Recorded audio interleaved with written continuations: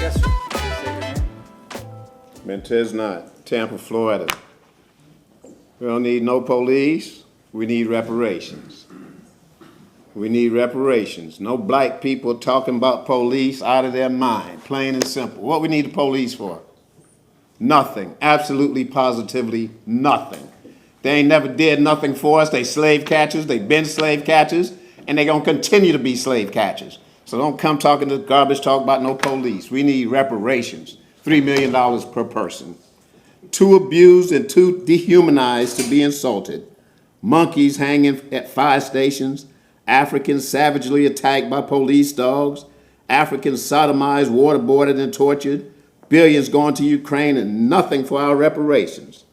Recently, Africans in the state of Florida and throughout the entire world was prescribed a pure dosage of indignation with the announcement by the Florida Board of Education and Florida Governor Ron DeSantis a new revised teaching standard for students in Florida schools that will now be taught that enslaved black people, quote, develop skills which in some instances could be applied for their personal benefit. Vice President Kamala Harris was immediately dispatched to the state of Florida in order to respond to the indignation. The vice president's response was equally indignant, as the vice president noted slavery was gross and offensive because it included rape and abuse.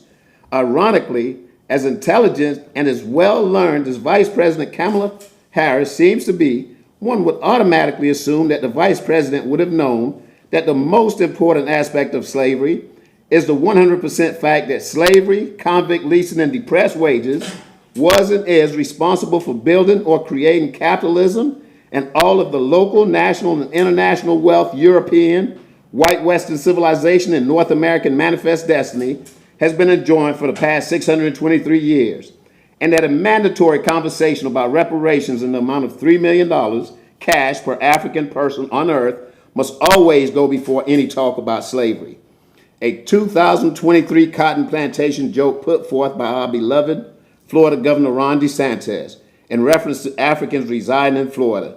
A joke about Negro accomplishments coming from a governor that is denied real breast meat every time he eats out with Casey DeSantis, or romantically removes his head upwards from the whole chicken pelvic area and towards the missing breast.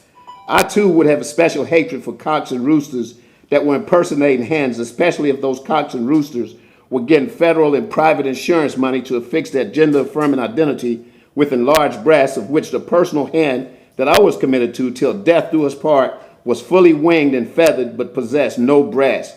Our beloved Florida Governor Ron DeSantis must be the most unhappy farmer in the village. Only vegetarians would be interested in his breastless chicken. Thank you.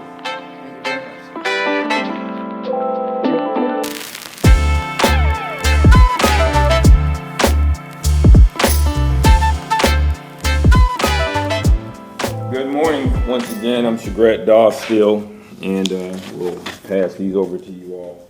I have an extra copy for you as well. And again, as I said before, I'm going to keep coming back until I get these documents. And I brought some visuals, and hopefully we can get through some of this. This is a direct file. Can we see that? There we go. Here's a direct file. You see it? January 31st, 2017. I was charged with perjury in an official proceeding. I need whatever information that this police officer used to come to the conclusion I committed perjury. I need the proof. Here he said it's clear that I committed perjury. Why I can't get this information? And by the way, he also mentioned it came in a bankruptcy proceeding that took place in the circuit court, and I always thought that would have had to take place in a federal court. But anyway, I need that proof as well. Here, in his criminal report affidavit, he says that I signed an affidavit under penalty of perjury, and also he claims that I owned the property and still owned it on the date that he filled out this this affidavit stating that I committed perjury. And by the way, now that we have the unredacted part, Your lead witness happened to have been, who is now a retired judge.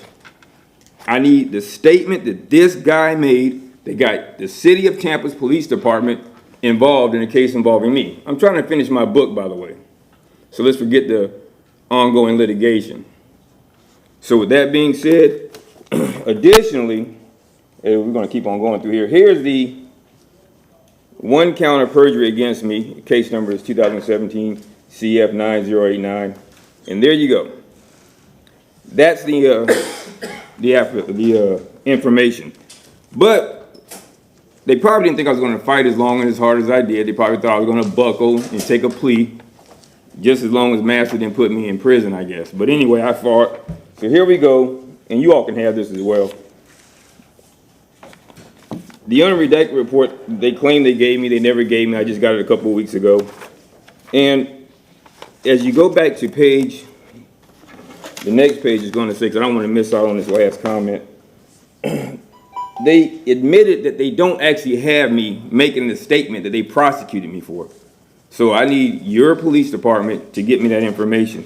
And the fact that I don't have this information yet is almost as ridiculous as somebody believing that the people who are the originators of society benefited from being stripped of their dignity and their accomplishments worldwide. You can go back to Africa more than 10,000 years and find our history. I challenge you to do the same thing in Europe. Shout out to Thomas Jefferson High School. Thank you very much. Yes, sir.